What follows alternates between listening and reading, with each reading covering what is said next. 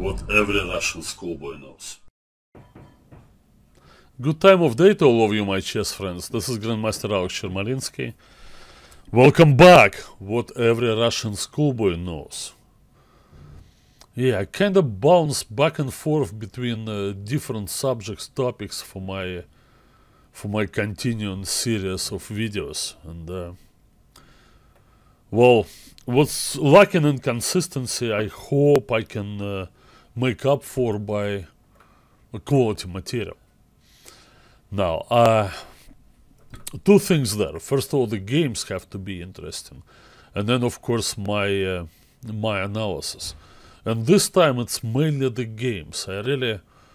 It's not for lack of effort, guys. You know, I sat there and I looked at those games for quite a bit of time in the past few days, but it's just difficult to analyze modern games. Okay, I'll explain what it is as we go along. Anyway, the subject of today is, I don't know what. If Wei Yi is Chinese #1 hope, then Yangyi has to be their #2 guy. Although, of course, by rating, well, they're still behind Ding Liren and Li Chao, and well, also there are Wang Hao and Wang Yu, you know. So the book is not closed, but of course, but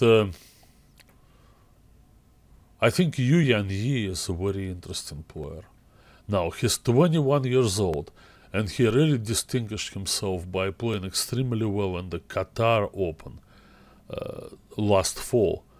The Open, it probably was a lucrative kind of thing, you know, well organized, I'm sure. So some of the very top players took part, like Kramnik and Giri. They both put together impressive winning streaks, putting to rest all the talk that the top players can only play each other to maintain their rating. Well, they appear to be quite comfortable in open, in the settings of an open tournament. Anyway, so they both had long winning streaks, but Yangyi somehow kept pace, and when it really came down to final rounds, he defeated both Giri and Kramnik. Very impressive, and took the tournament. This is just an accomplishment.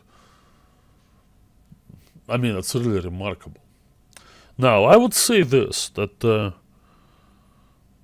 Chinese players, they enjoyed some attention from the European or Western chess media in the years past, as they were playing well in team tournaments, chess Olympiads. There was always this talk, one day they're just gonna, take over world chess. But yeah, well, the talk was there. I don't think that the people who kind of generated this talk and kept it going really meant it. Well, it reminded me of Kasparov's famous, I see Kramnik as my successor and Volodya would be a worthy world champion. And guess what, when it really happened in the year 2000, Kasparov was very unhappy. No, I guess, you know, you say things like this, but when they really happen, you always think they happen too soon. So what I noticed after the Chinese team finally won the Chess Olympiad, and it happened last year, after all the obligatory praise and all that, well, there was no real follow-up. In fact, if there was any follow-up, it was rather a rejection of young Chinese players and the building of the wall, you know. And then, now this is ugly. Okay, I understand why it happens, because there is a real threat, you know, that this guy is gonna kick some butt over there. Okay, and they hastily organized this Grand Chess Tour, and they're selecting, 9 players to play in all 3 tournaments, and all that. And I don't know, I think